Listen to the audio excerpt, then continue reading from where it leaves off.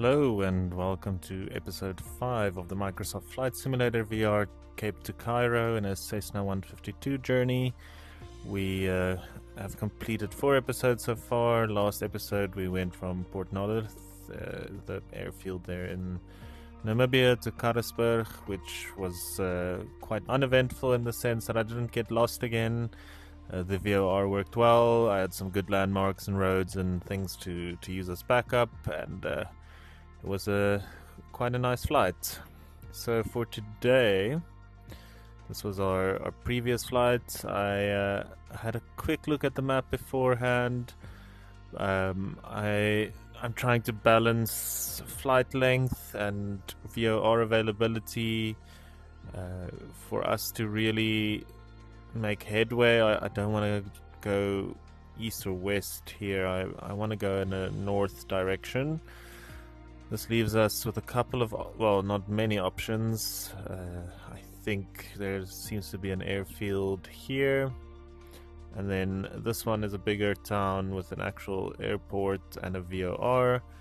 Unfortunately, it's a lower range VOR, but that's fine. If we can get into this circle, that will be that should be easy. So this one also does have DME, although I don't think it's going to be really that important for us, since we'll just be flying directly towards it. And it's not, I mean, we're not going to be very far from it once we enter the circle.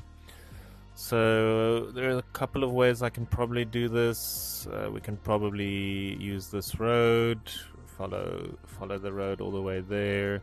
It seems to be going directly to the town. I think most roads in Namibia, they're very sparse, so they probably will eventually end up in some town. Let's see. What I could do is use this big VOR as a way for us to reach that point. We won't necessarily be able to use it directly in the beginning. We'll have to go and intercept that course, but we do have distance measurement equipment, so as long as we fly our heading and we keep our distance roughly the same, or whatever we'll figure out it needs to be now, that should I think in theory work quite well. So we know we're going to fly away from this VOR, so let's measure that for us and get the angle. Let's see. Oops. Controllers, okay. We are, did that interrupt my selection? Okay. Measure distance from the Uppington VOR. This actually, it says measure distance, but it also conveniently measures the angle for us.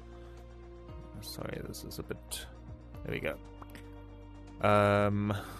So I mean, it'll probably be smart to fly directly towards the airport using this VOR. But I mean, we can also try and intercept this point probably, and follow that road until we definitely get the VOR. How does that sound? That sounds reasonable. If we cross that line somewhere, we'll definitely enter the VOR range. So maybe that's a better plan. I don't want to fly that far up, because remember, we're gonna probably fly this direction. If we're brave, we can probably try and fly directly, as direct as possible, but I think, you know, it might be safer.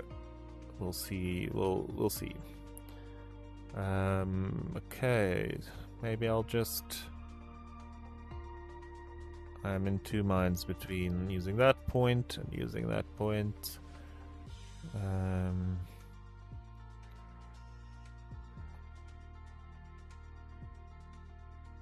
You know what, let's be a little bit more conservative. We'll use use this directly. We can. It's not that big of a difference. At least we'll always be able to fall back to this one if for whatever reason this VOR isn't working. It should be working, but okay. Let's have a look and see our distance towards this VOR at the airport we're currently at is 135 nautical miles. So I'm thinking if we, this doesn't have to be very exact, but if we fly roughly perpendicular to it, to this line, where would perpendicular be?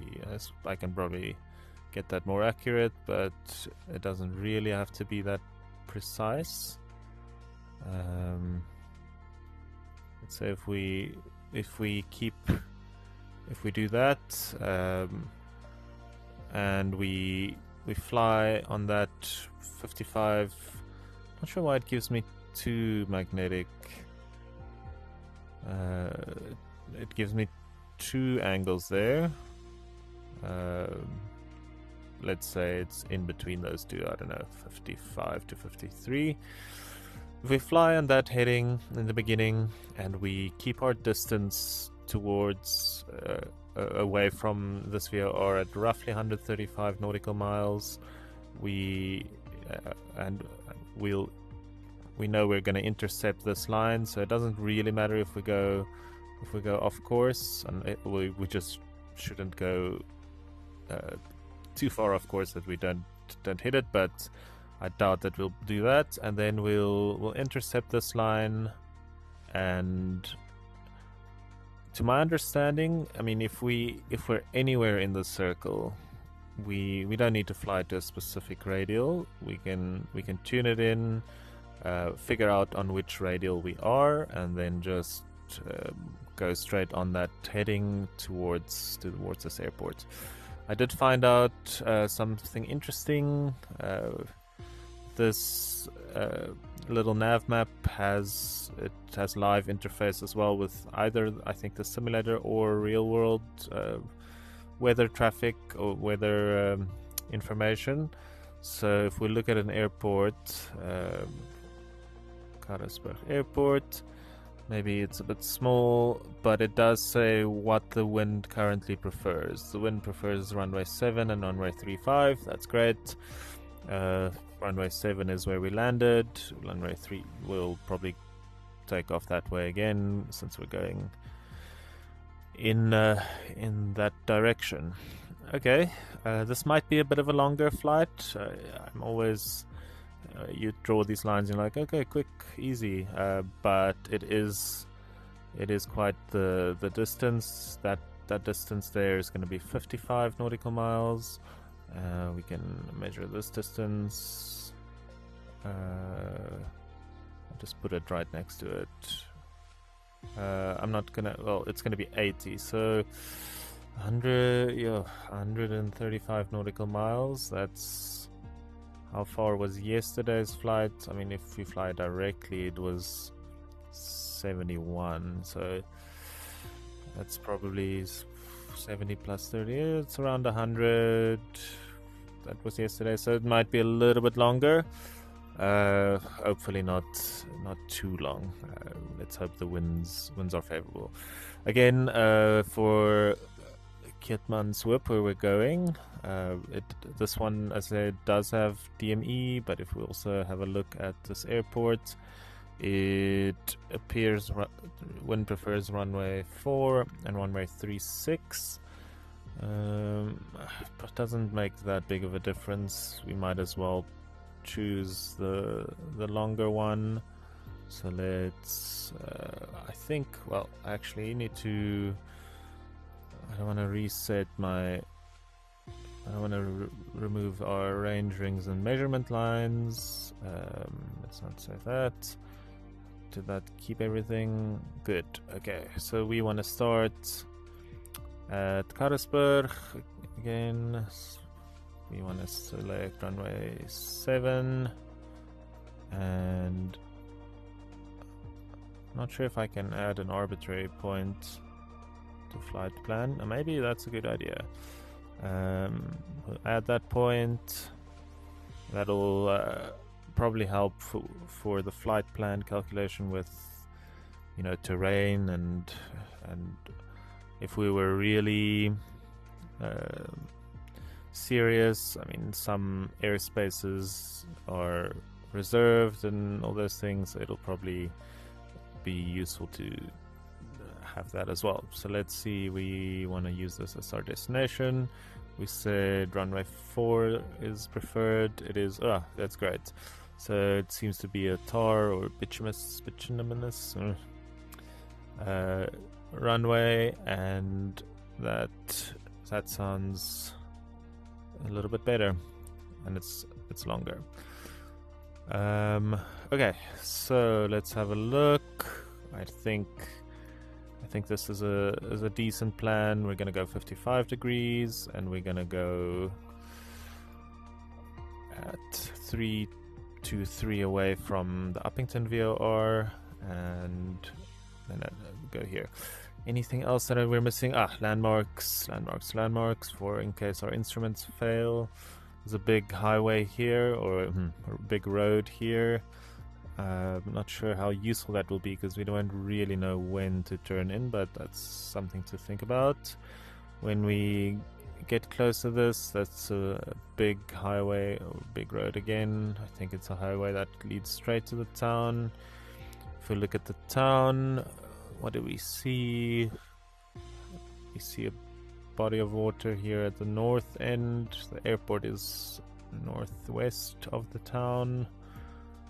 Is this maybe a rail? No, I don't think that'll be a railway. It might be a railway. There's a river here. There's another road there. Okay, not. There's a little bit of. Is this a mountain? No, it's probably just a beacon. This looks like some mountain or peak. Okay, I think enough of that. We're going from. Why does my departure not say my? I'm confused. Why does it not say where we're going from? Foxtrot Yankee, Kilo Bravo, and we're going to Foxtrot Yankee, Kilo Tango. Alright, Kilo Bravo, Kilo Tango. Let's get started. I already put in Kilo Bravo, so Foxtrot Yankee, Kilo Tango, Keetmanshoop. That should be good enough. Let's take off again at about. I would like to see the sunrise. Let's do. Not that early. That sounds decent. Let's just before 8. Hopefully it's not too dark. Let's have a look.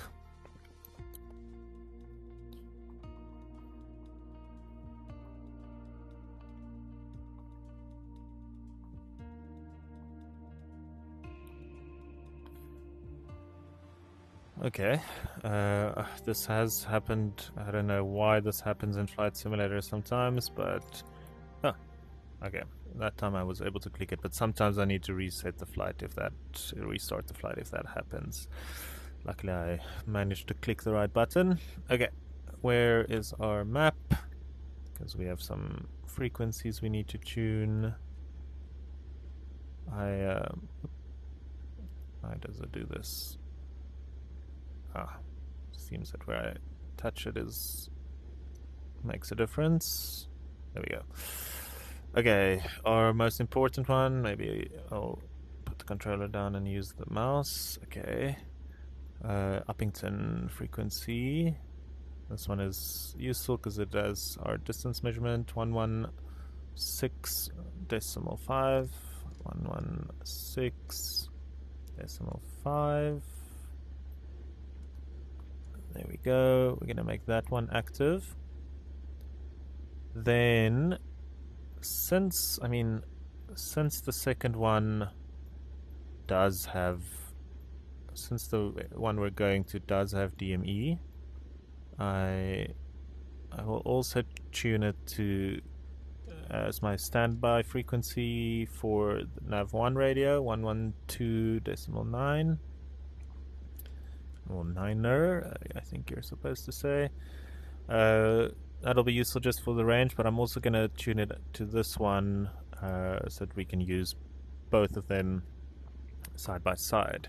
I haven't figured out how to use the DME with Nav2, but there's probably a button here. I think this is just for the sound. This DME only has one button, so I don't know. My guess is it's just using Nav1, but if you know, maybe let me know. Let's tune our altimeter. See, we're already fairly, like, this runway is at 3,200 feet. Is there anything else we need? We need to just remember once we take off and hopefully pick up our VOR again. We need to fly at about 55 degrees, and we want to keep our distance from that VOR at about 135. That means if we see this number going up too much, we know we're drifting to the left of our intended heading, and if we see it going down too much, we know we're drifting this way. So, I mean, even if you fly a heading, the wind can still push you, and you can get, like me, distracted for a while, not realizing you've flown off course, and then it's hard to know without a GPS how to course correct after you've, for an unknown time, been off course. Okay, we're gonna fly. This is a leg of about 55 miles. I realized watching yesterday's video, which sort of proves how nice VR is, but it's a little bit hard in the recording, is if I this is me looking at the map, I can see the entire map, but probably what you see is maybe the top of the map. So I'll just try and remember to, when I look at this map, I'll either put it here again or like a little bit overemphasize my movement, but that means my field of view of the outside traffic is outside world is a bit limited at that point. But it just shows, you know, how nice VR is for being able to see more than you'll just see on a flat screen. Okay, parking brake is off, mixture is rich, flaps are up, trim is set for takeoff. Let's take off.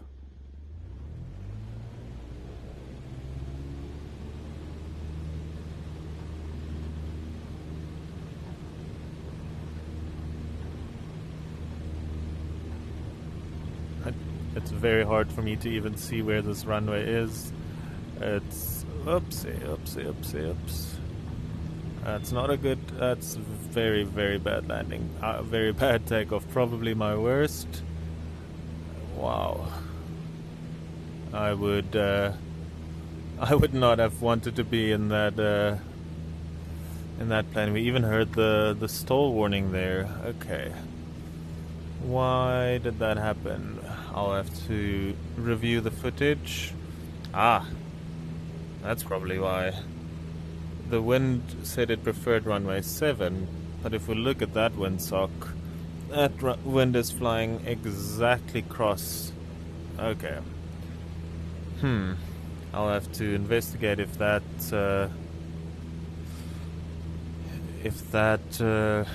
map tool I'm using is actually using, if that wind preferred is live, or if that is maybe just, you know, on average that's what the wind prefers. But I would say that was a big mistake. We did not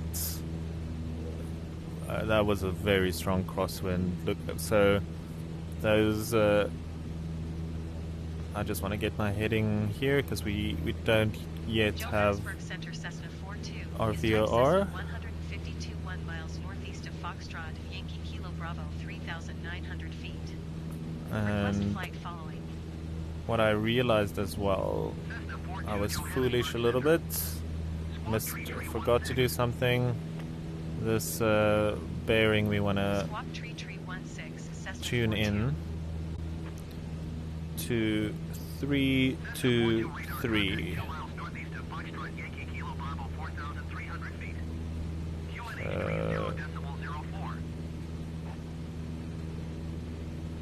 Roger, Cessna 42. Oops, a little bit too high. Is that 323?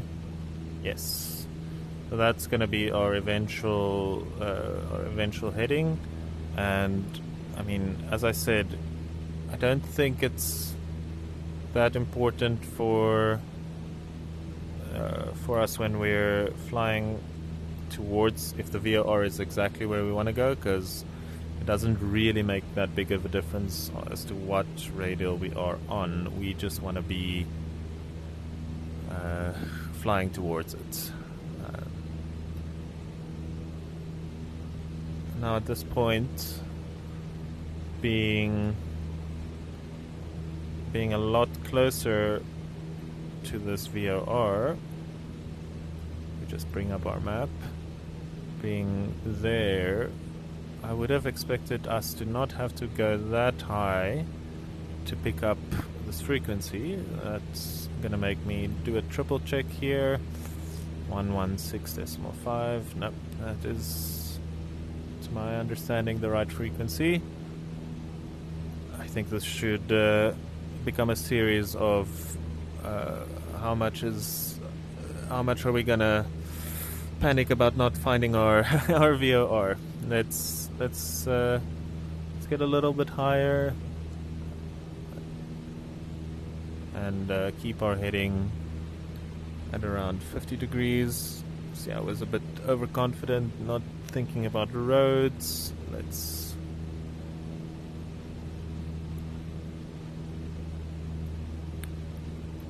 remind ourselves here quickly. Oh no, oh no. Okay.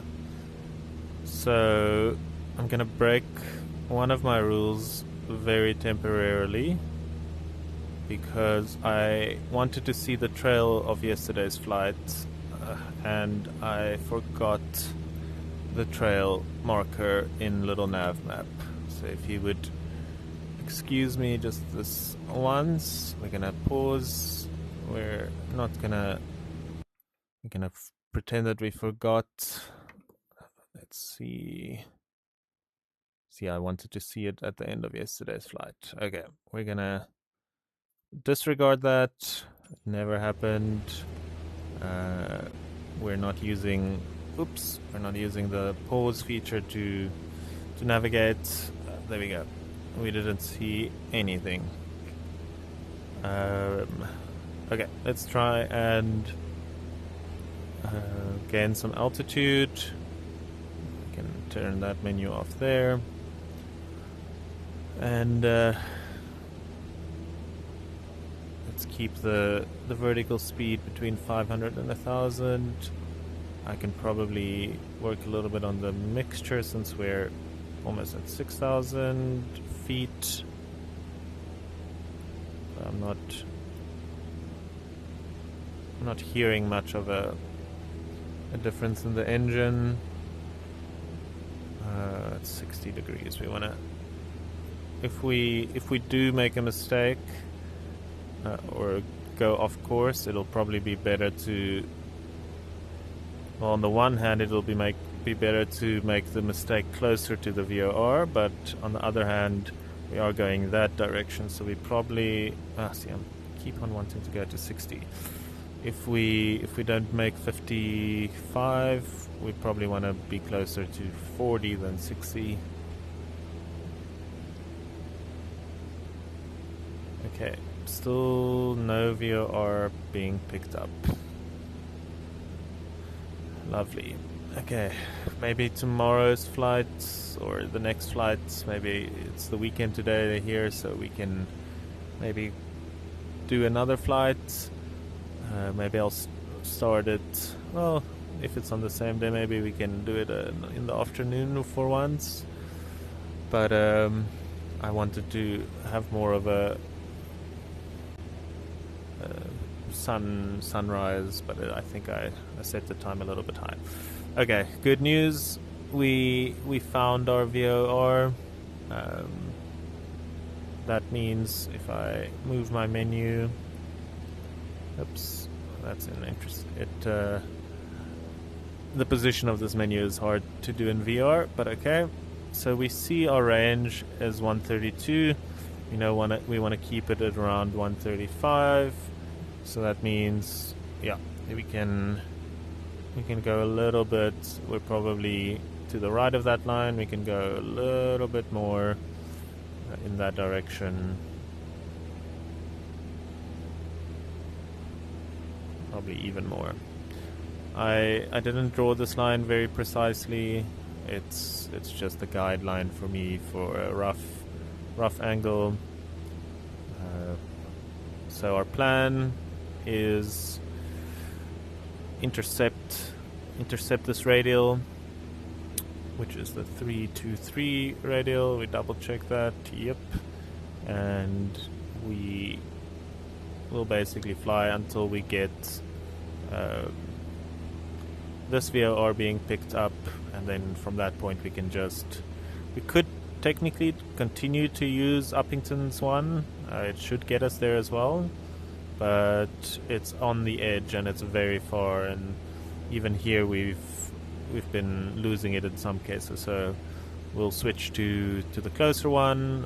We're going to go directly to it, so it'll be way more accurate at that point. Okay, let's keep our heading a little bit more. Let's go closer to. That's 50.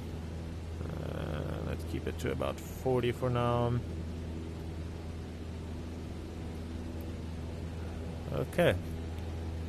I haven't yet done my homework to know what the rough time should be flying 50 miles at. See, I'm not flying very fast because I'm still gaining altitude. Let's remedy that a little. I'm gonna use our trim wheel. It's that wheel there, to just try and make it, because this plane doesn't have autopilot. I need to manually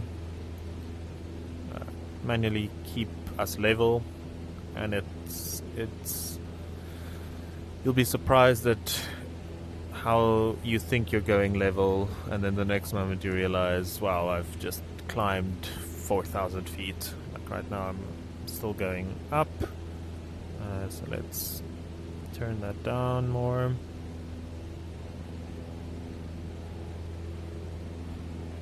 That being said, it does look like the terrain is getting higher there. So I see our range has gotten into the 130 range. That means we can probably turn a little bit more to the left to keep. It can be at around 130. It can even go a little bit higher than. So we want to actually be towards the 135 nautical miles. So we don't want to unnecessarily fly east when our destination is to the west, to the northwest. Okay.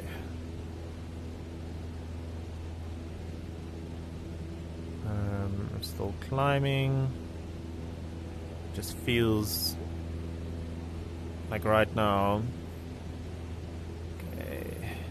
I've let go of the thing there. It wants to go up again. So this is sort of what you'll do with, I think, with the trim wheel. There's a bunch of it's not it's not as straightforward as just the nose and all those things, because if you it's sort of a permanent balance, because if you point the nose slightly up, I mean, you will go up a little bit, but you'll lose speed, and when you lose speed, you'll lose speed over the wings, which means you'll lose lift, which means you'll go down a little bit again. And the same now, you level out the plane, and look, if we have a look at that, let's level it out, or that's going down. But now we'll see our airspeed increasing a little bit, because we're no longer flying upwards, fighting gravity. And then the nose wants to go up again because more airspeed over the wings equals more lift. Our flaps are definitely up. Let's have a look. The range is still 130, which makes me think that I drew my line probably a bit badly, but that's okay. We can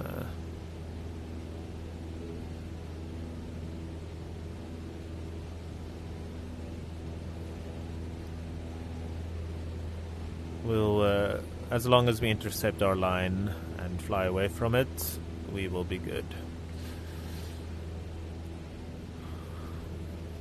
It's very beautiful terrain outside. Wouldn't mind flying here in the real world as well. Someone asked me if I'm able to fly like this, would that mean I'll be able to fly a real plane? My answer is probably yes and no, as in, if we were in a plane and the pilot was incapacitated and there were a bunch of people and none of them have ever done this and know nothing about planes, I would be probably a better candidate, but maybe to keep us alive, not do everything right, but I wouldn't do it if there was no other way. And I think, this game is very realistic, but nothing, I think, really will prepare you for the real thing. Like, if I make a mistake here, not that big of a deal. Obviously, in the real world, much bigger consequences. So maybe one day I'll do a private pilot license. I'll try and not take any bad habits with me from that I'm doing here. So also, that range is still going down. We don't want it to go down. We want it to go up. So I think I try to be very aware of what's called the Dunning-Kruger effect, where you think you know a little bit of something and you think you're an expert. I very, very much know that I think I know enough to know that I'm not an expert. I know enough to get by for this challenge. But aviation is not a field where mistakes, the consequences of mistakes is just too high. So obviously, if I ever fly, I'll go through you have to. I'll do a full private pilot license with training and a lot of exams, a lot of test flights. I think it'll be very fun. I think it's quite costly to do. So we won't be doing that soon. But I think I thought about it yesterday. If I ever do that, I'm pretty sure whatever instructor I'll get will make me rewatch these videos and write an essay on the hundreds, if not thousands, of things that I did wrong. But I mean, as I said, this is a fun challenge. I've already learned so much. Hopefully, I'm not learning, too many bad habits. But I mean, just learning what a VOR is, learning their capabilities and their shortcomings or limitations. I read recently, I tried to get some more research on their range. I see, like, what I thought was what I said in the previous video about them being phased out seems to be accurate. They still are present in some cases, but they very much have been slowly starting to phase them out, keeping them as relative backups. But I think newer technologies like GPS and other things, just it sort of makes them completely not redundant, but obsolete. That's the word I'm looking for. Like, if I were flying in a real plane, I would be able to probably take out my phone and get even just an approximate location, like we did in that video where we got lost. As soon as we knew roughly where we were, okay, we're 10 miles west of this place. We were able to use some landmarks, find our position. So I mean, with GPS, you know your exact speed, your exact position, your exact altitude, and it's I would say a lot safer probably.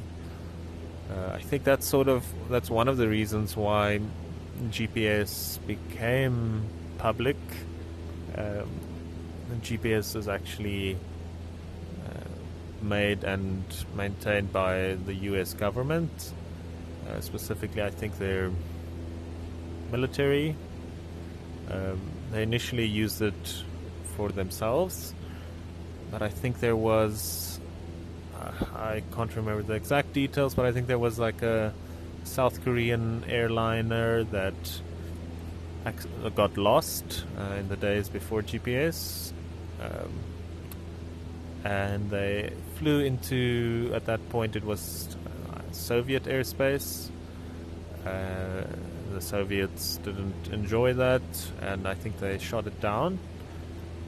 So after that catastrophe, and it was unavoidable and a very sad event, I think there was pressure, and they realized this technology, GPS technology that we're not using right now, but has a lot of benefits for everyone. So they made it public. They made it public in a way that initially, that has been removed now, I think, but initially it was only accurate to maybe like 10 meters or 100 meters, I can't remember, but the version or specific codes and things that the military used made it accurate to like a couple of centimeters or something, or a meter. They did that to I think maintain a little bit of supremacy. But I think in recent years there's been a lot of, I think some of those people could figure out how to also use the more precise one, and using other technologies has made it that I think they unlocked it for everyone now, so you can be accurate to like in a meter or something, which is really cool.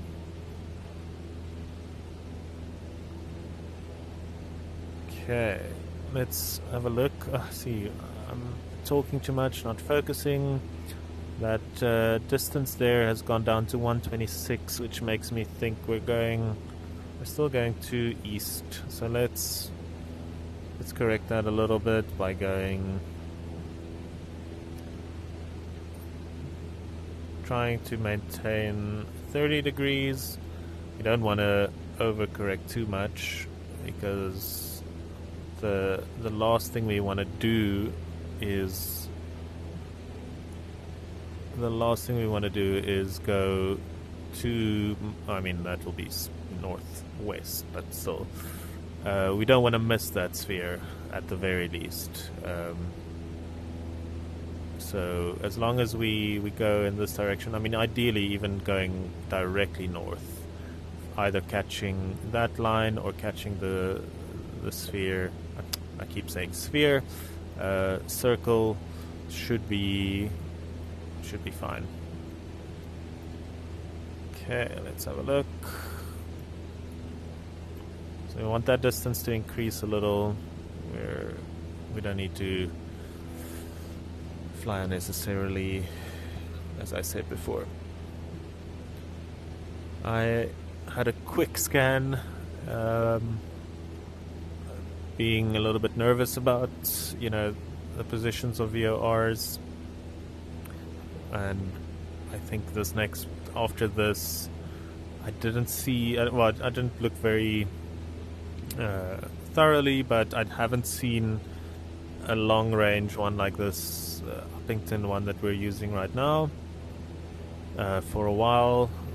So I'm gonna hope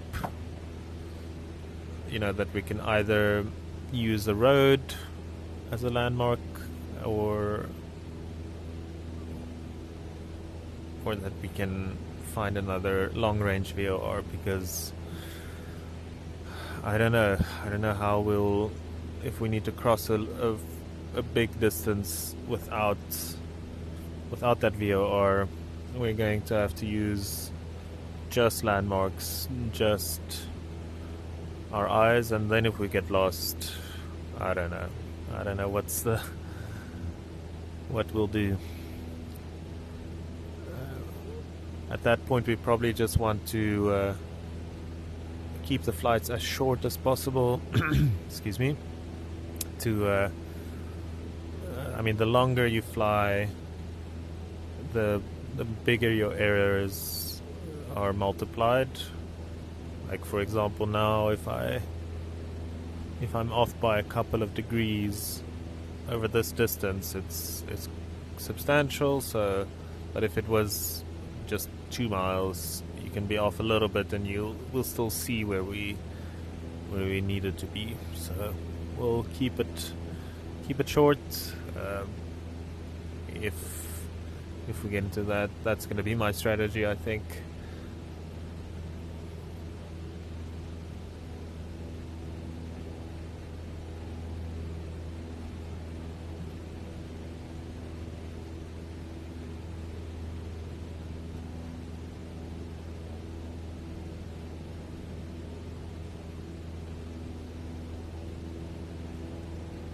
What's bothering me a little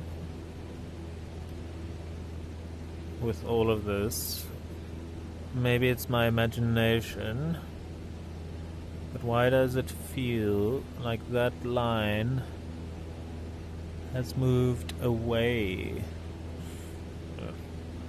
If we're flying towards that radial, that shouldn't be going away from us. So what I'll do, remember, we technically have 4 frequencies we can have here at any time. So we're gonna tune nav 2 standby frequency also to 116.5, which, there we go. And then we're just going to see where are we? That's the 2 radial. Let's turn it all the way around. Oops.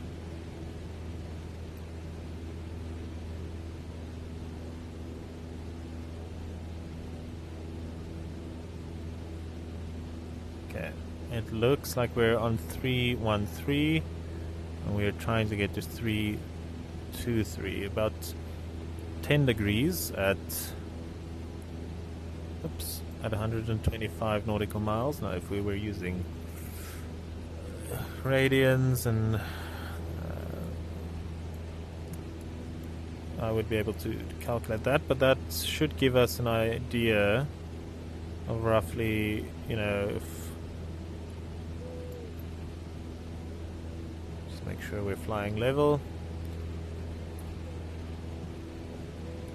Again, I really wish I could draw on this. Maybe what I should do in the future, if I do something like this, is like choose a halfway point and figure out what that angle is, and that should you know, at least we'll know, okay, if the angle is shorter, we're not halfway yet. If it's longer, or maybe thirds. Oops, close the map. That's fine for now. Going to 124.7, Cessna 42. Okay. Windhoek Center, Cessna 42, 11,700 feet.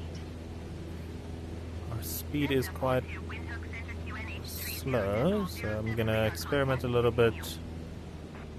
That's too much.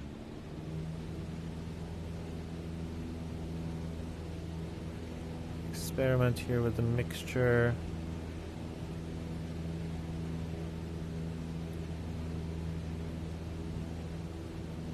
Okay, I'll tune that VOR again back to Keetmanshoop, so we're not distracted by that. See, our range did go up a little. We can still probably go more in a northerly direction. It looks, at least like this time, the path, the trail that we're flying is being recorded. I wanted to show it in yesterday's video, but I think something went wrong. So I think I just need to remind myself at the end of this video to have a look at that, because it's quite interesting afterwards to see how well the flight correlated with the plan. Again, if it was GPS, it would have been easy, but hand flying is slightly less easy. This line is getting closer. I think I was just a little bit paranoid. We're completely doing fine. I wonder if this... Every morning I see a lot of mist in the direction of the sun, if that's maybe just an artifact, or... Although there's mist that side as well. Okay. No, just probably morning mist in this area. Our range has started to go up because I'm going pretty much north. You don't want to overdo it.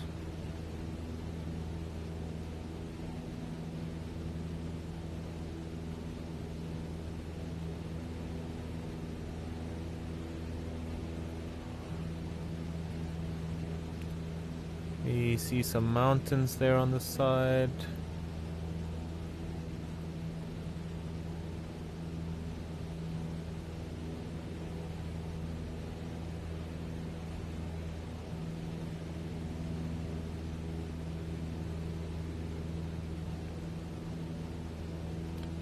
Still struggling to really get a lot of speed, even though we're flying level. Increase the mixture a little bit. No, that engine didn't like that. That seemed to have reduced some speed, so we maybe we were at the optimal altitude. Altitude. Mixture for this altitude. Okay, our distance there, 127. Still within reason. Let's keep at this heading until we get to around 135, 140 again.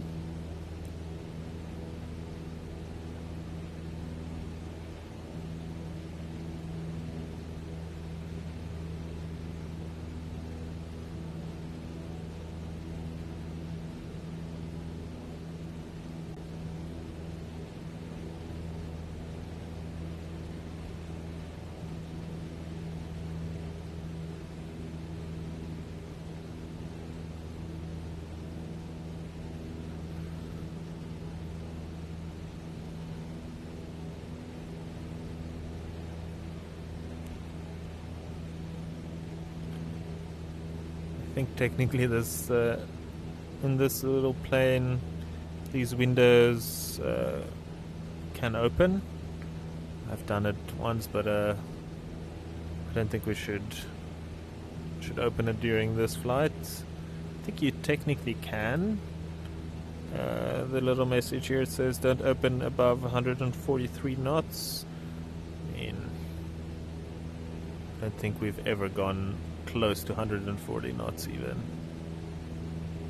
Not sure how. I mean, if I nosedive, I'll probably reach that speed. I'm not sure if I'm doing something wrong or if it's just a function of, I mean, we're 12,000 feet above sea level. We can probably try and reduce that a little bit. I mean, the ground isn't that, it's quite close. I think is it close, or is that just my eyes playing tricks on me? I don't want to go too low because I don't want to lose our VOR. The good news is we do see our needle getting closer. Our distance is about almost 130. Let's keep it at around. Our heading is currently 20 degrees.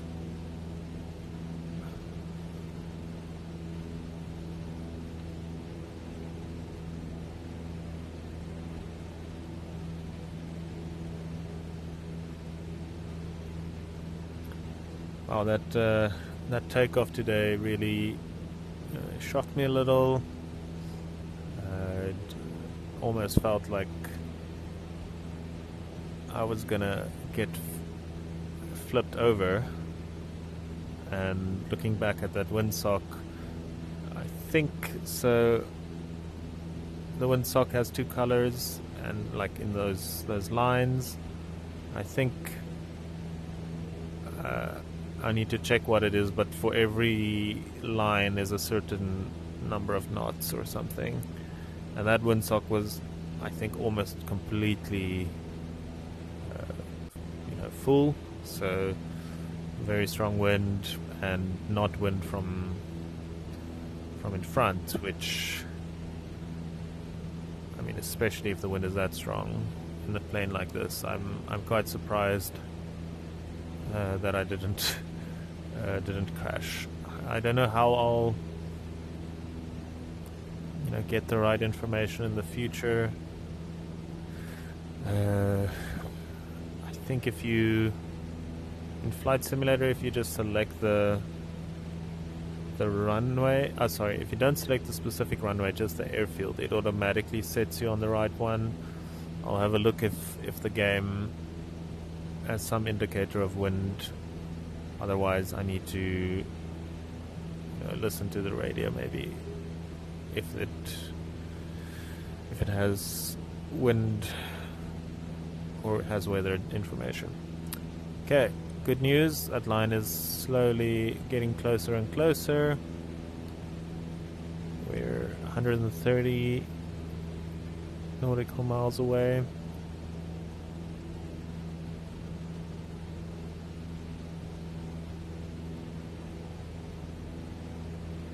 Away from the Uppington VOR, not from our destination. It should be closer.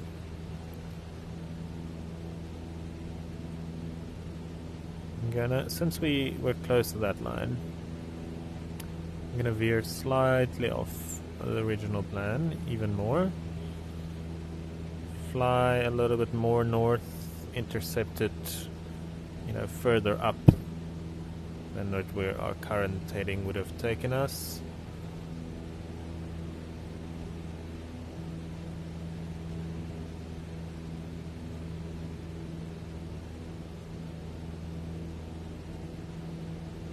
I don't want to go too far, so maybe 140, 145 should be our upper limit.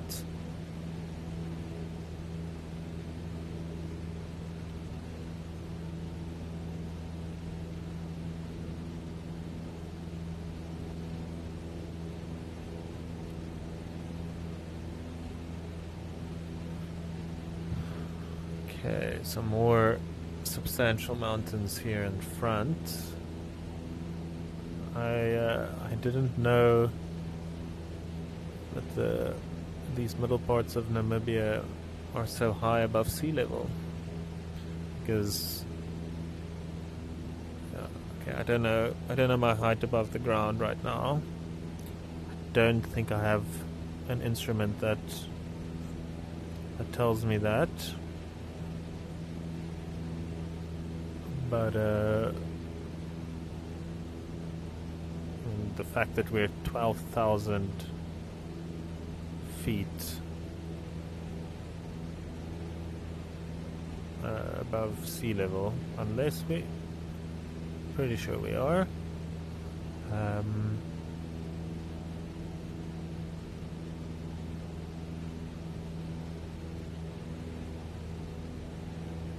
It makes me think that this the ground is probably around I don't know, 10,000 feet above sea level,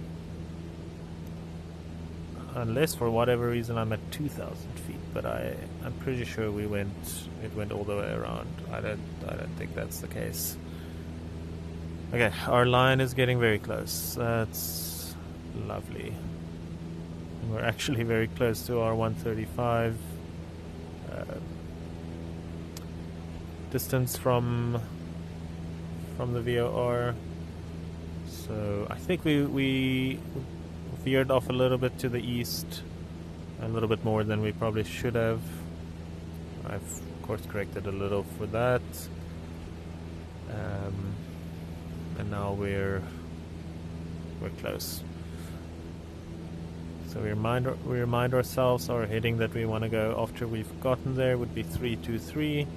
So we're just gonna turn this heading until, well, we'll turn the plane until our heading is also 323, and then at that point we're going to be flying away from this VOR, which means the chances of losing it will increase, but we're going to go at a directly to intercept our second VOR. So as long as we keep that heading, we'll intercept. Ideally, keeping contact with the old VOR.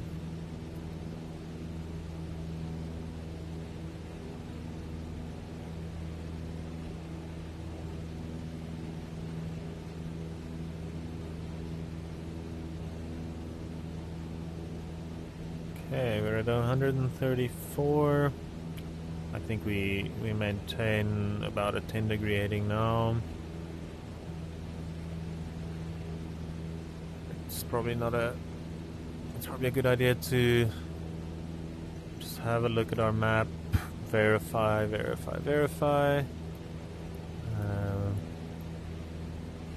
I think I'm roughly here. This road.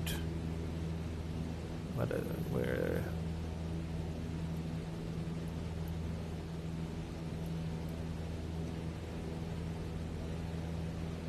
so this road doesn't intersect there. Let's have a look. Interesting.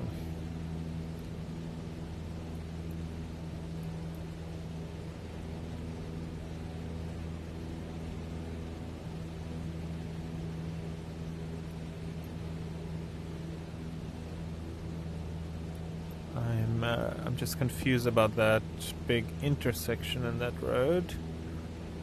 I'm not stressed out too much about it. We know we're roughly here, or we're getting very close. We're getting very close to our radial. So I think I've 136. We are sort of bending a little bit since I've started changing the our heading a little bit. I'm slowly working my way to that 323 heading. We can close that. Okay. 137 nautical miles away from it now. At this point, you know, we don't really don't care too much about that. We know that is its total range. It's 190 something. So we should. I probably should have measured that distance to that point. That's roughly the point where we'll see the second VOR coming alive. Okay. Let's put that there for us to see.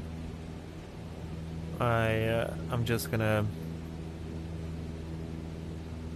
have a look at our mountains there in the distance. We're still, I think, way above them, so you know, we don't need to worry about them. Oh, we're gonna worry about them, but I don't think we're gonna hit them.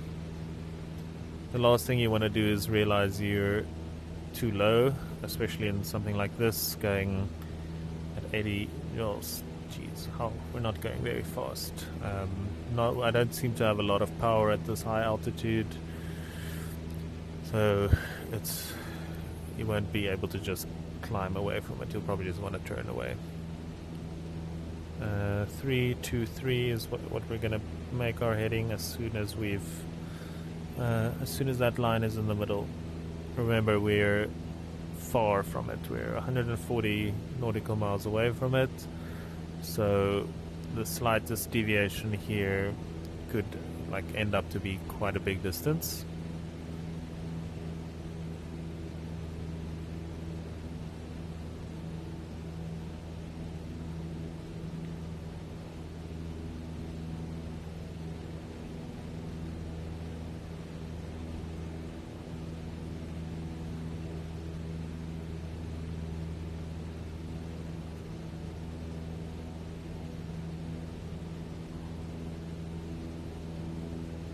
Gonna try and build up a little bit more airspeed.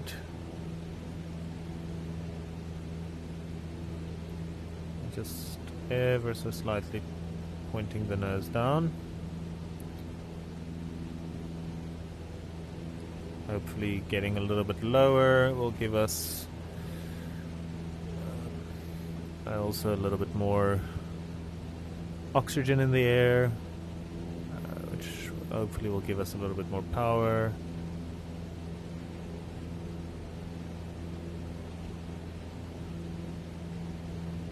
Okay, I'm still keeping the heading at about 350-ish, because the line is still to the right of us.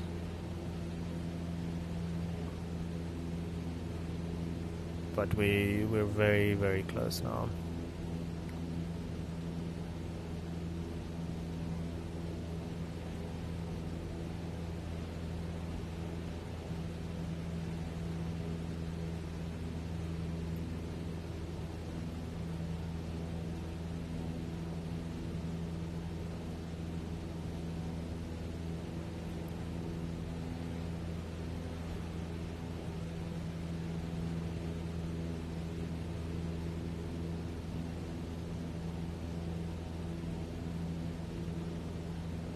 Yeah, that is pretty much centered. So I'm gonna slowly bank to the left, keep our heading 323, or around about there. And now we just need to every now and then make sure we're not veering away from that line. Can easily happen, you know, you're distracted by nice mountains and all the other things, and the next moment that line is far off. It makes interesting the trail afterwards. It's quite interesting. Usually it looks like a little snake going left, going right, left, right, trying to keep on that radial.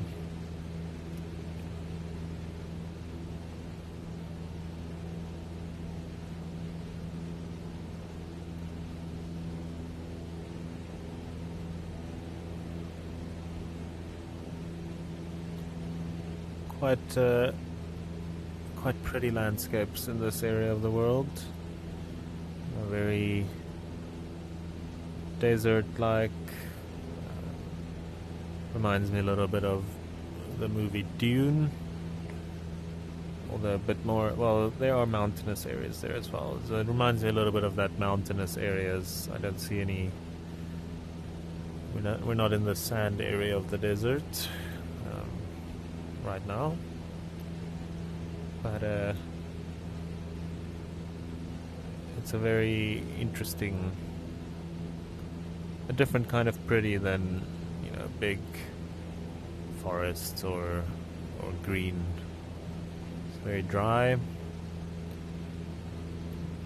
but there's a stark beauty to it.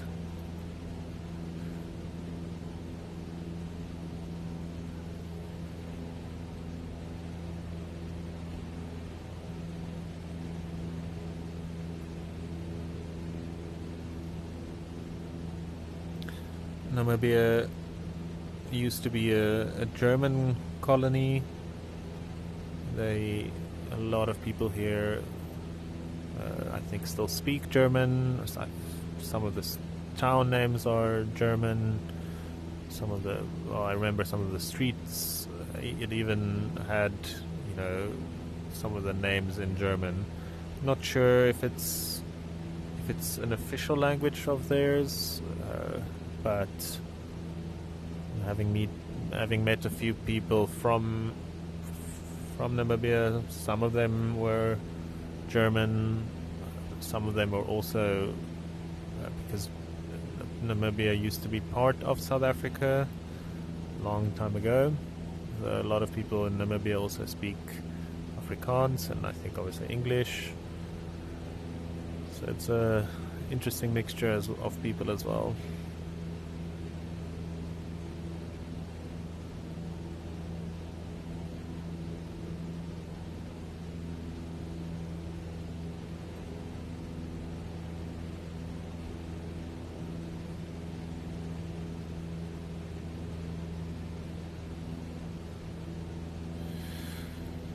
What we can do here quickly, just some quick maths, is if we know that is 195 miles, is that circle away from it, and this one is 38 miles. But we know that circle, that's 40. Let's round it up to 40 to 200. You know, at around 160, at that point we should start picking up VOR number 2.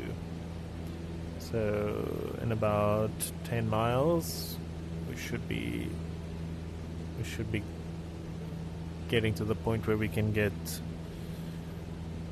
nervous and excited about again picking up a VOR. I see our line ever so slightly drifting to the left, so we're gonna make our heading closer to what we initially wanted.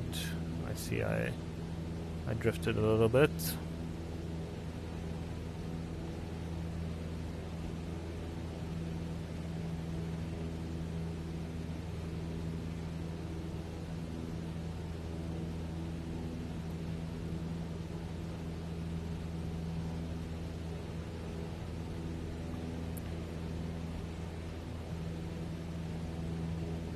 Very misty in that area. We're luckily seemingly flying away from the mist.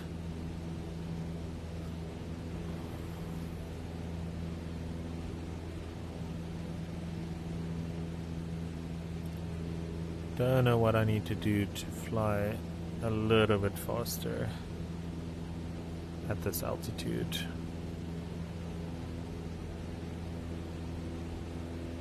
I think it's a combination of things.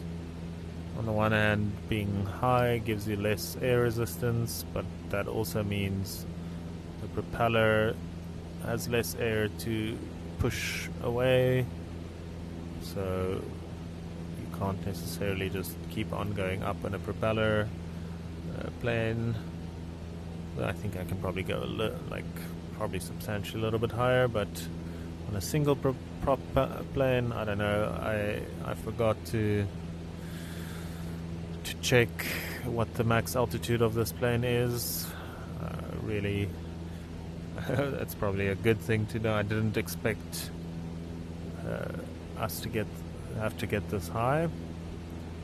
We are a little bit lower now, going I think at 11,000 feet.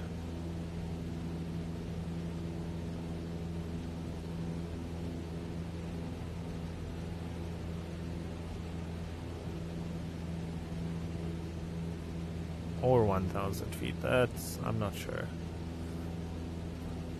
It feels, based on the not a lot of power we had,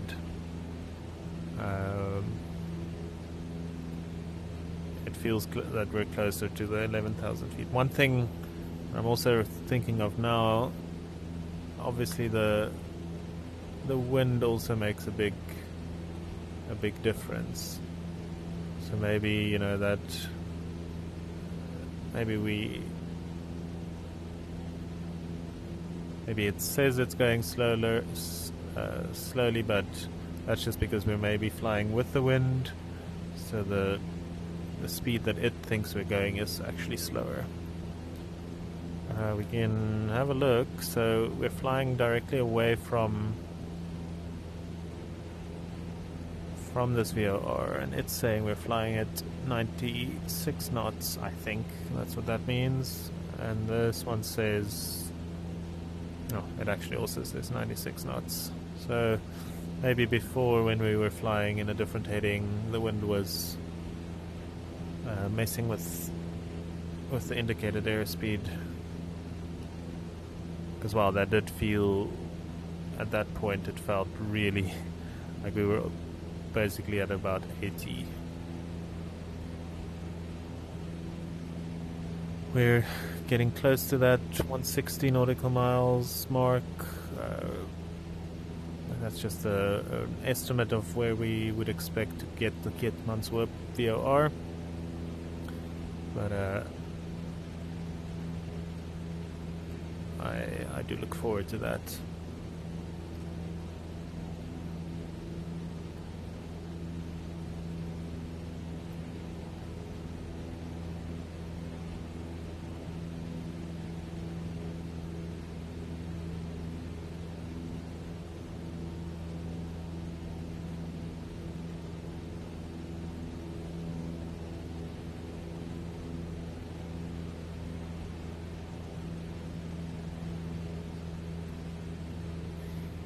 Quite an interesting mountain range here.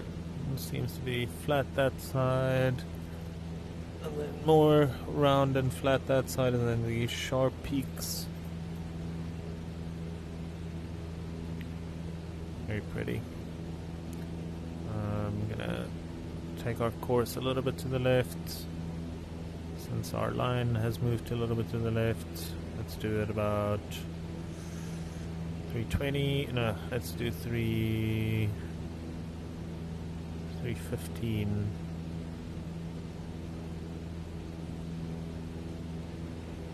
No, let's keep it there.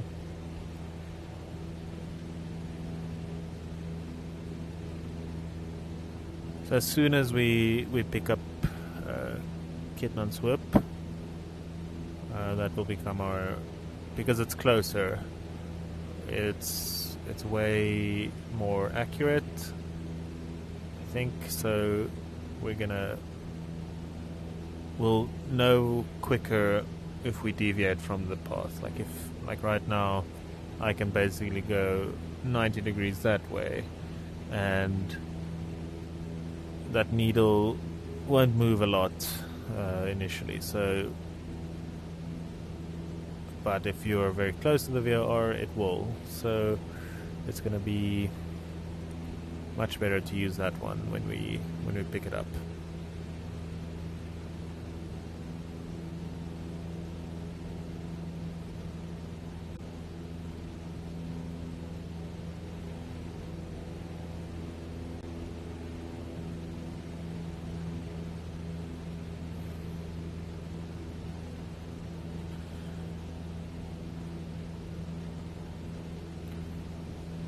this is it's a small plane, but I'm looking out. It's hard probably to see in the video, but it's still a very substantial wing. You know, you look at it from the outside and it looks small, but that's quite a big, still a big wing. Not sure about the tail. It's a decent sized tail. No idea what instrument that is. If that's used, I don't know, to I don't know, what do you think that is? I have no idea. Maybe some sort of tool to change the tire. I don't know. I've never had to use it, so I don't know what it is.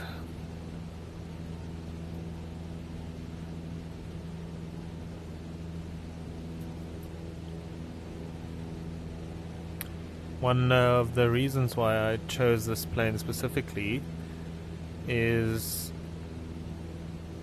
it is, to my understanding, one of the planes very frequently used during your private pilot license training. I think some also use the 172, which is the bigger one that has 4 seats. But I think this is the one that a lot of pilot schools use. I think for the main reason of it being fairly easy to fly. I think it doesn't fly very fast. If you fly fast, your reaction times need to be a lot faster. You can, a mistake can very easily get you in jeopardy, whereas if you fly slower, the recovery time is a bit higher. I think this is also known for being easy to land, which I'm not complaining about. I wonder this time if since we had that issue at takeoff this morning, it's probably a good idea to either get the weather from the airport or to at least see if we can see the windsock. The last thing we want to do is, on takeoff it can be dangerous, I think. Well, no, on takeoff can be very dangerous, but I think landing is, you're going at quite a big speed still. We don't want to land with a tailwind tailwind we can probably still do, but we definitely in the small plane don't want a strong crosswind like that. The chances of flipping us over would probably be too high. So we'll see what we can do. We're still on course. We still miraculously have the Uppington VOR all this way. 164 nautical miles. As of yet, we don't have Keetmanshoop.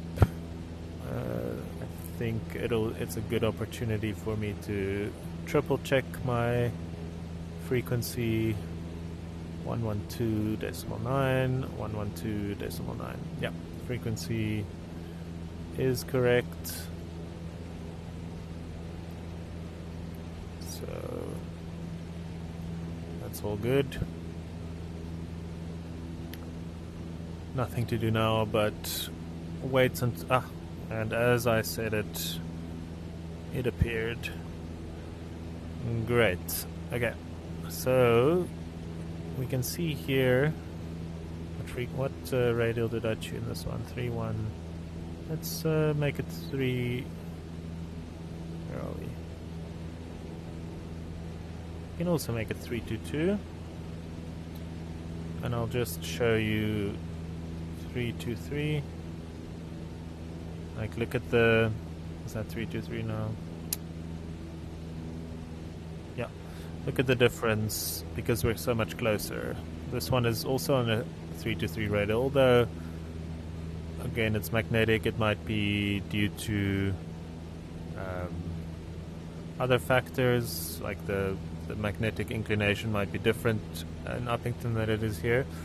But look how far that one is to the left. So we're gonna change our heading to the left. Again, it doesn't really make a difference right now. We could have set that to anything in that range. It'll just mean we're coming in from a different angle. What's important is it is saying 2. That's very important. We are flying to it on that radial. We're still flying away from Uppington. What I'll also quickly do, now it's getting to the fun part, we can say goodbye to Uppington here as well. Now both of them are on the 322 radial, but we have range here as well. So 35 nautical miles, and what is the opposite of N counting? Well, counting down. That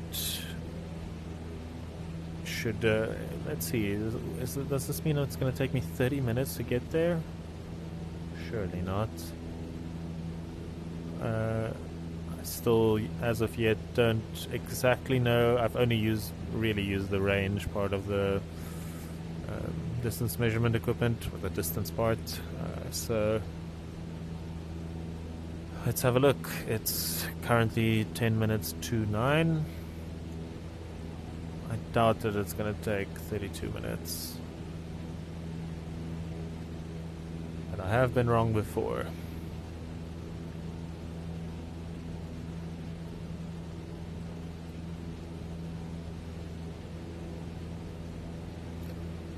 So I'm just going to keep the heading. The heading is currently less than 30 because we want to bring that line in. We want to get it into the middle.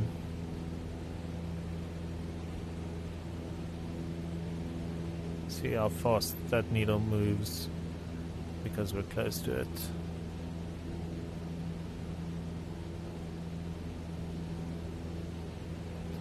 I'm slowly gonna preemptively go back to the heading that we're supposed to go.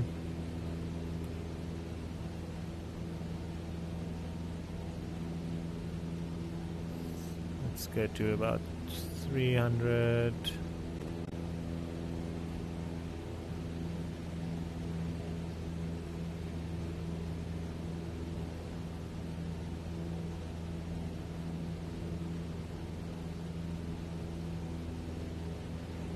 Let's go all the way to 323 because we're basically on it.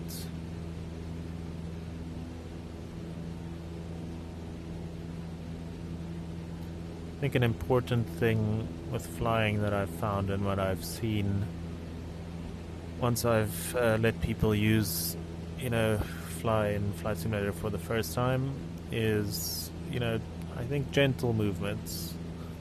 I've seen people and they just tug at the controls, very, like they think they need to really push it down. I don't know if it's the movies that made them think that. You always see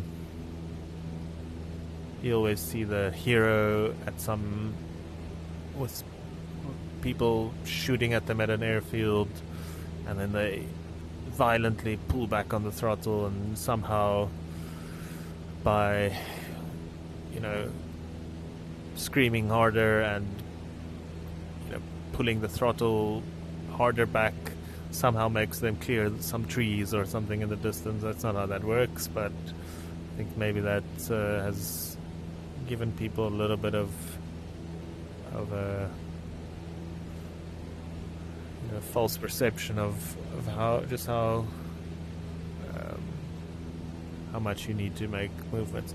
What is interesting when you when you get to slower speeds, I think you do need to move a little bit more, like just before landing, slightly bigger inputs, because at that slow speed, again, the wind over your wing and over the rudder and over the ailerons and elevators and all those things get slower, so you need a little bit more deviation of those elements to actually impact your path. It's like if you stall, you can't expect to still have full control. It's like the wings they don't have a little rocket on them or anything. They're just functions of the wind flying over them, or them flying through the wind, same thing.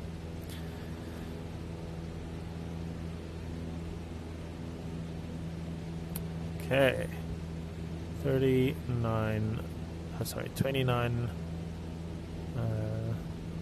nautical miles. Let's reduce our altitude a little and gain some speed in the process.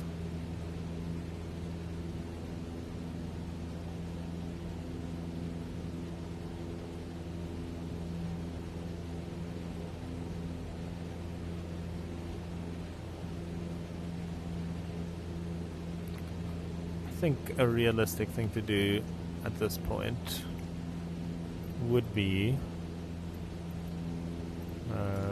to ask them. Wait, can I not ask them for the weather?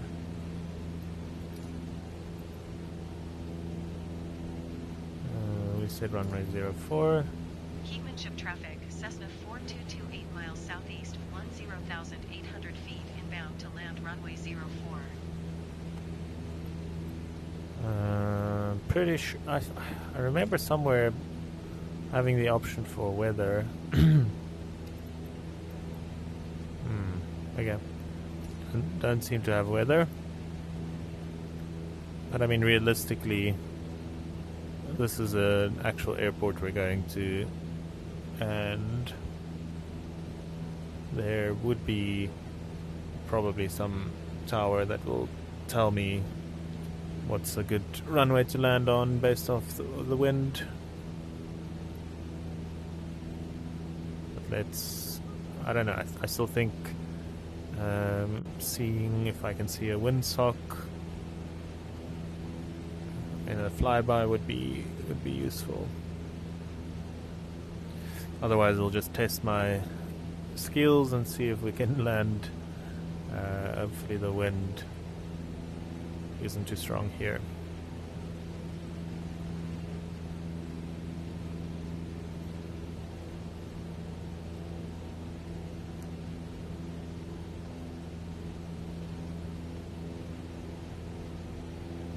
Pointing down a little, trying to just fly a little bit faster.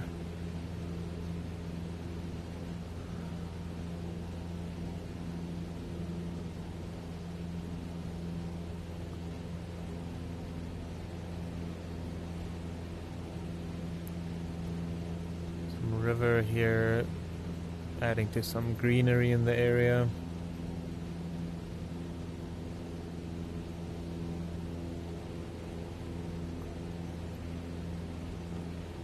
See a little mountain there, or a little peak there. I think I remember from our map that there was a bit of a peak, so I'm gonna guess that that's roughly where we're going to.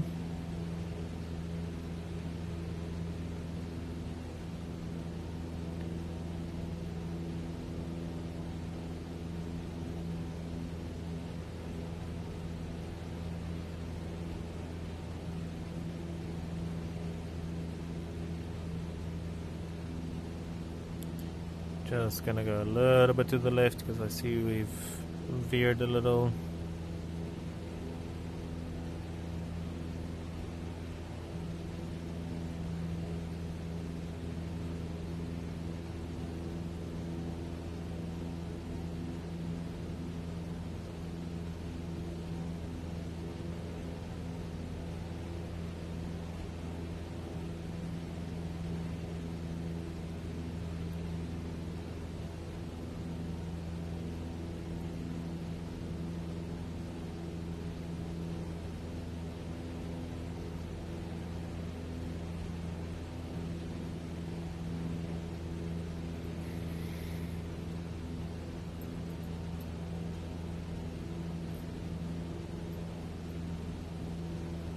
Let's keep our heading just between, yeah, let's do 310.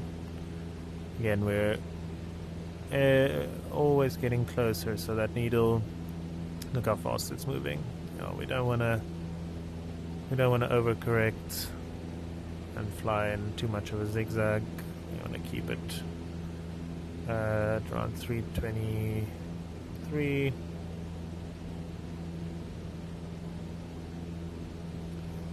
So maybe that mountain I was thinking of was not the right one.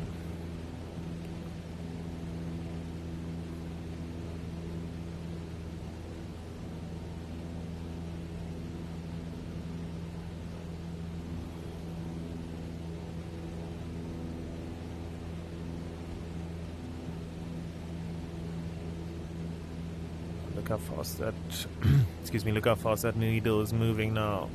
I need to really focus on keeping it in the middle, but I'll definitely take that over no needle at all.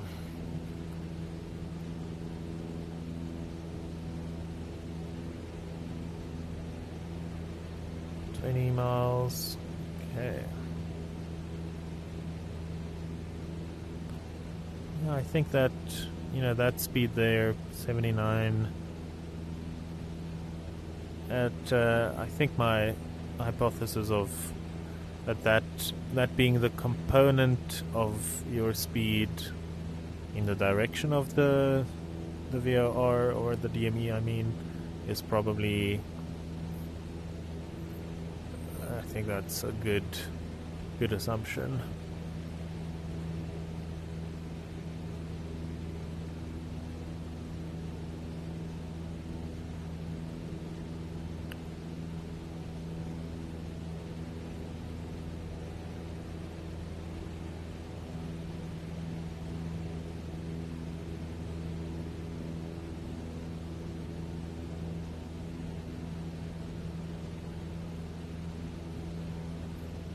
Definitely some river here.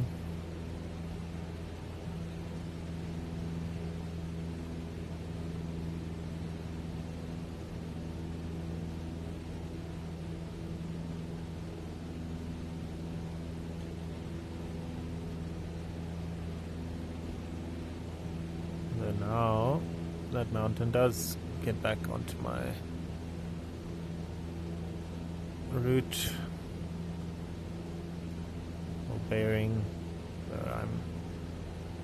I'm just trying to get it back into the middle, and then I'll need to go back to 320.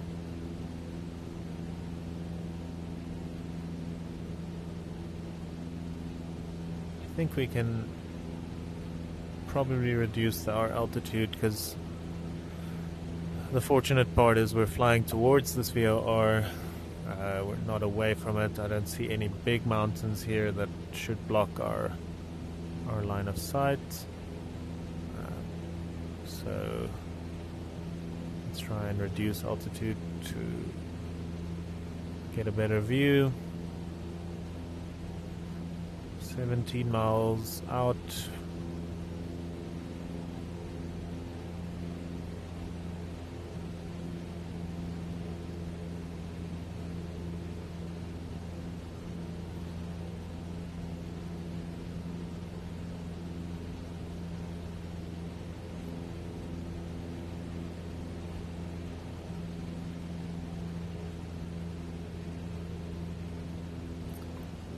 Have a quick look if we see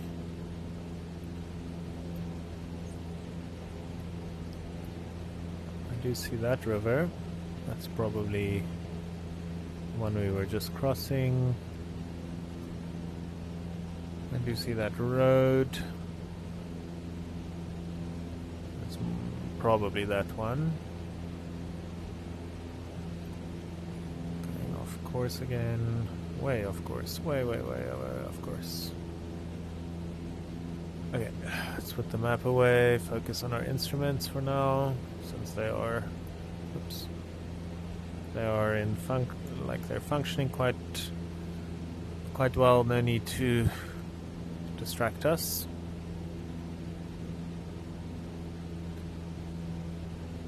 should be able to see these waves around this radial in the final trail of the plane in little nav map.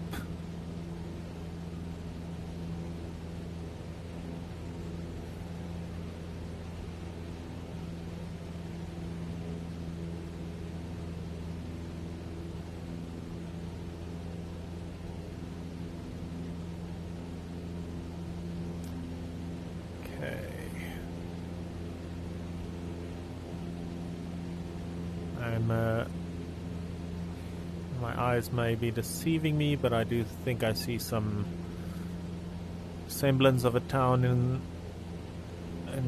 at the front there. It's quite hard to see.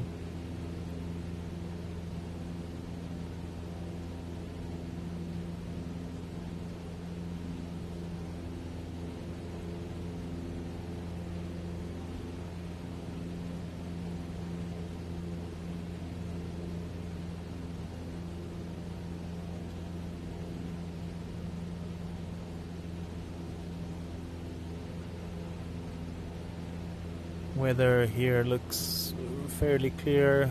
That's good. I don't think it rains very often in this area,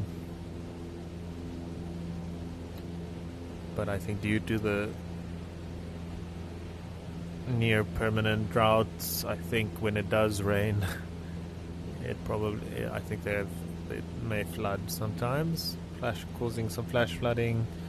Just because the ground is so dry and the water is so sudden.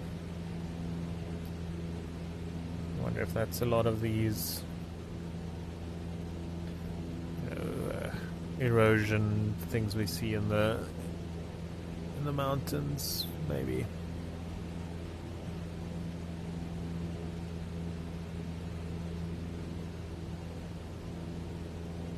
Okay, we're on good course, 12 miles.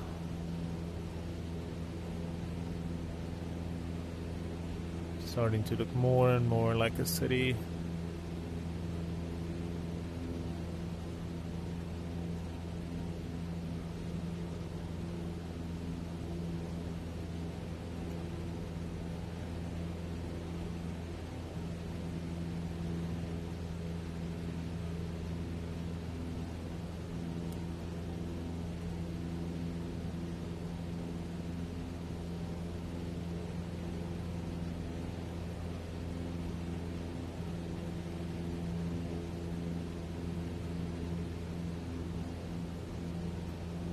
Seeing multiple roads now. That's a good sign.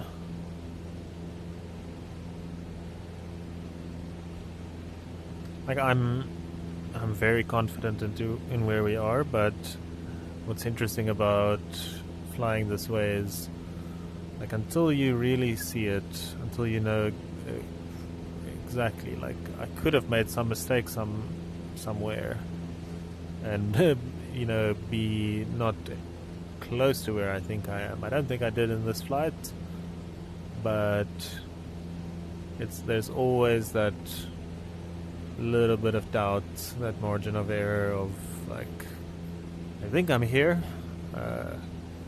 My instruments and my plan tell me I'm here, but I think it's just way easier to make a mistake like this than with GPS flying. Hopefully, I definitely see some town there.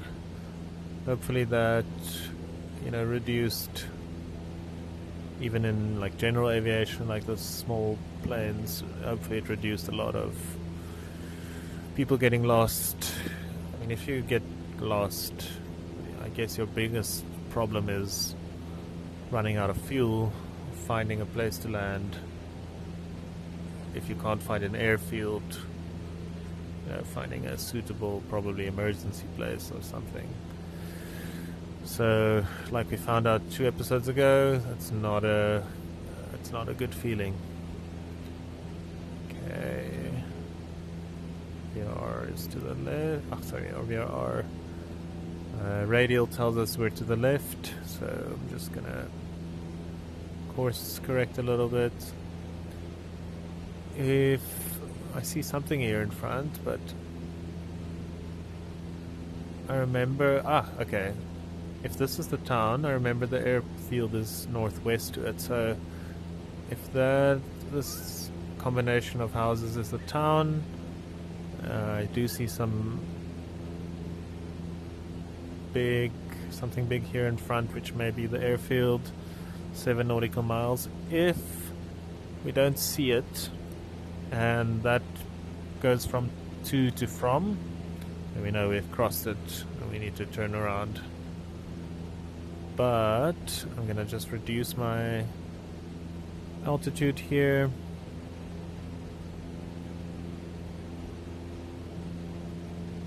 This appears to be town.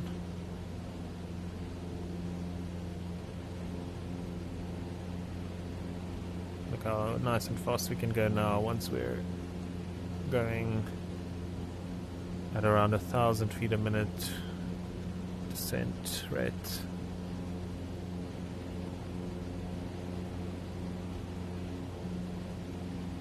Yes.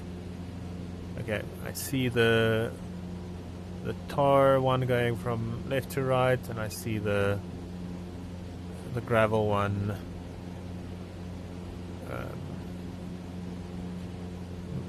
making a small angle as well. So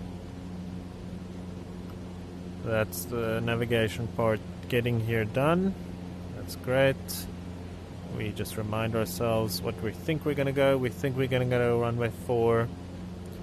It would be nice to just do a quick flyby, see if we can spot a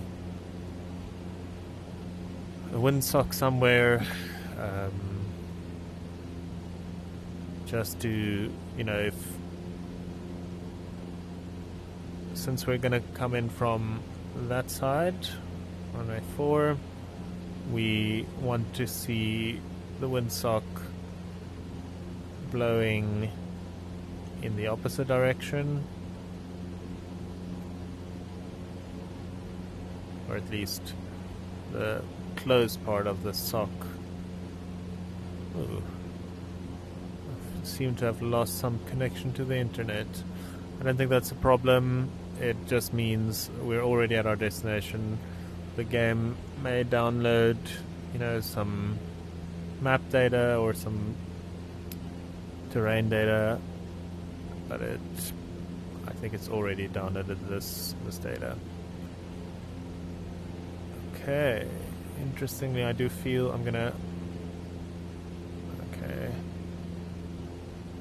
it would be very nice to not have to see that notification. Oops. I'm trying to focus on too many things. Oops. Okay. Our primary focus now. Successfully connected. Nice. Primary focus is to figure out to see a windsock. At worst, we go in from the other side.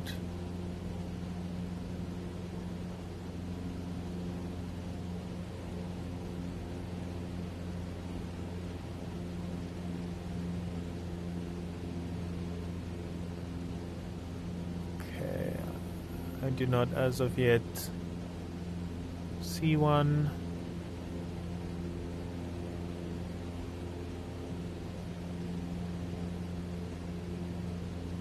It would have been useful to know roughly where they would normally be. If I'm not going into third person camera. Whoops.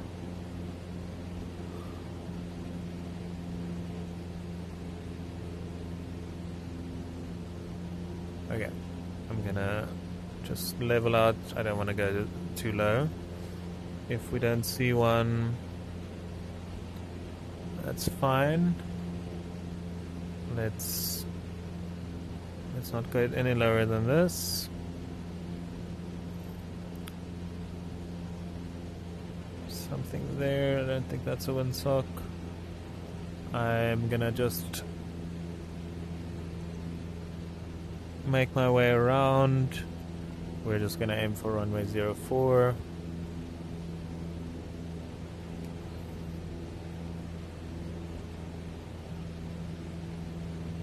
We're gonna change our trim a little.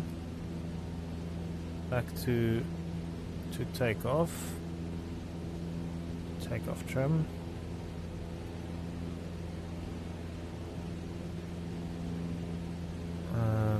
Wow, I'm really feeling the wind, or I'm imagining that I'm feeling the wind. Like it feels like I'm, even though we're going 100 knots, it feels like I'm falling. Okay, altitude leveled out now. I think that might be because I'm probably crabbing a little. Fuel is still fine, that's not a problem. Am I going down, or are these mountains rising up from the ground? Things you don't want your pilot to say. Okay, so we're just going into the opposite direction of runway 4,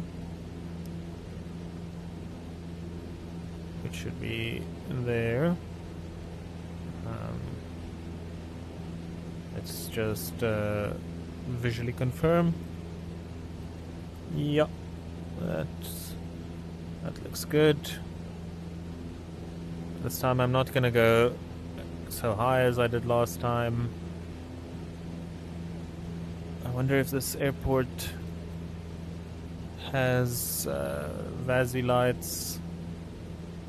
It would be helpful. What I should probably also do is set my altimeter. There we go.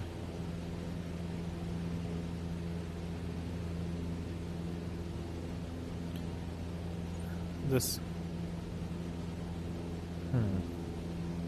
Okay, according to this airfield is at around 3,483 feet, which means we're about 1,500 feet above it. I think we've gone far enough. Let's turn around to runway 04.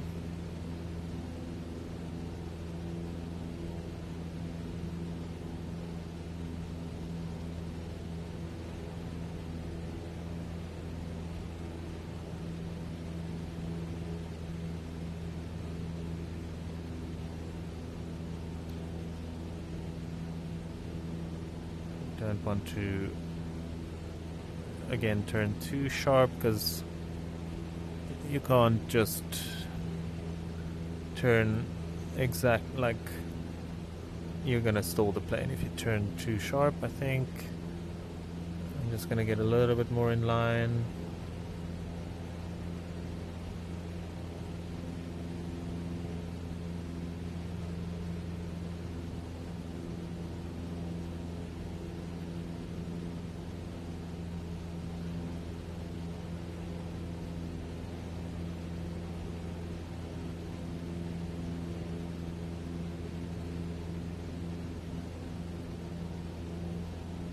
Okay, clear view of the runway.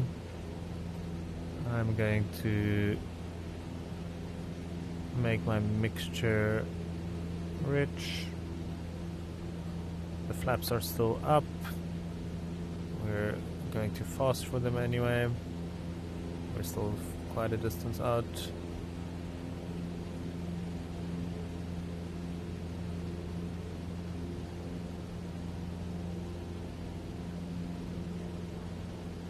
Okay.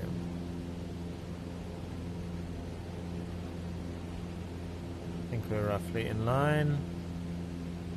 We can turn this to this heading to 04. But for now we'll mostly use our eyes.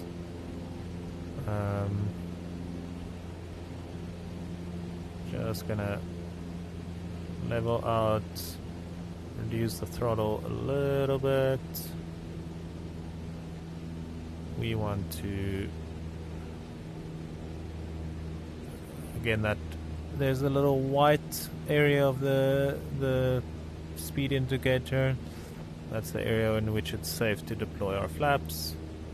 If we were to deploy it now, we would probably hurt them, damage them. You know, not just hurt their feelings, but they'll actually get damaged.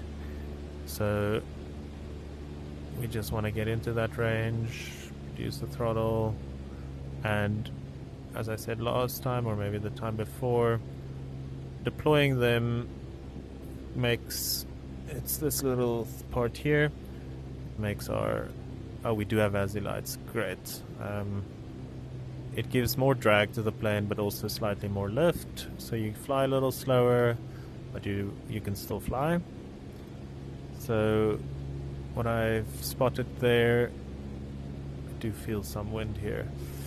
What I spotted there are 4 lights next to the runway. Our previous airfield didn't have that. Bigger airfields tend to have them, or airports. It's a quite good system. I'm going to try and focus a little bit. I won't go too much into depth, but if we see 4 white lights like we do now, it means we're too high. So we just want to gently get lower. There's a mnemonic device you can use. You want 2 white, 2 red lights. If you see too many red lights, the mnemonic is red is dead, I think. So you rather, especially on this plane, rather go white than red. But we should start seeing one of those lights. It's interesting, like, you think you're low, but I'm actually quite still high. I would have expected, there we go, one is red, and as soon as that second one is red, there we go. That means we're on the 3-degree glide slope. We're going to try and keep it there.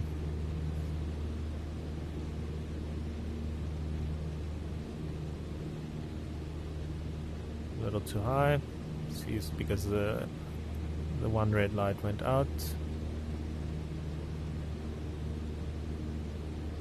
I'm just going to reduce the throttle a little. Oh, way too high again.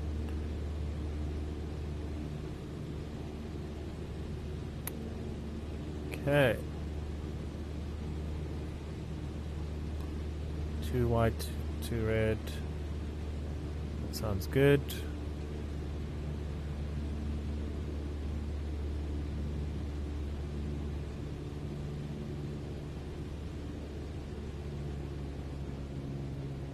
Bringing the throttle back. Throttle all the way dead.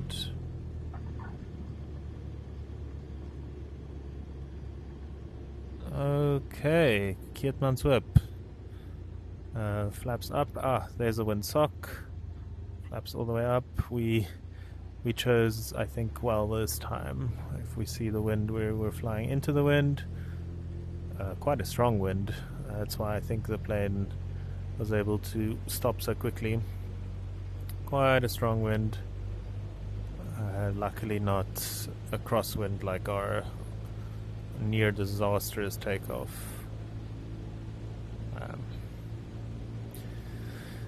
We'll have a look at that next time. To not to use this as another one of our learnings. It's just interesting that air traffic controller isn't speaking to me. Here we go. Here's an exit.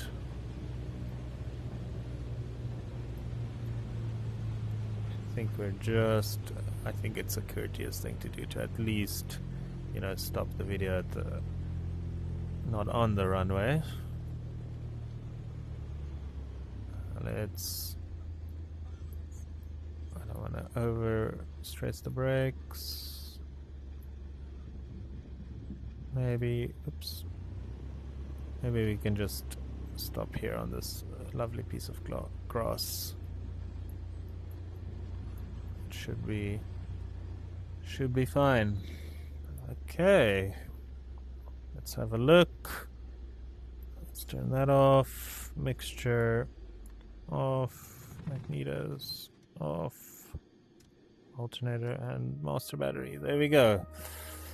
Still slightly longer than I would have hoped for, but I didn't see really other plans for the flight plan we had in terms of VORs. But let's have a quick look and see in our little nav map. Whoops, there we go. Let's have a quick look if we do what we don't do while we're flying, but maybe just as a fun exercise afterwards. See how well that worked. Okay, so initially, yes, we were going a little bit too east or too far to that side. We started getting close to the VOR. I realized we still have good contact with it, so we don't need to go to that point. Cut the corner a little. And here we see the little snaking past this line. We did a flyover. We flew in, quite nice landing. So yeah, good. I would say it even shows where we ended up. Really, another beautiful flight. Not much went wrong. Looks like there's some canyon here. Maybe that's some of the nice mountain range we've been seeing. Probably would have nice to fly over that. But for the next one, I think here it's going to get tricky. I don't really see any big VORs nearby. Maybe that one, but we'll go into the flight planning for the next video. Thank you very much if you made it this far. Have a lovely day. Bye-bye.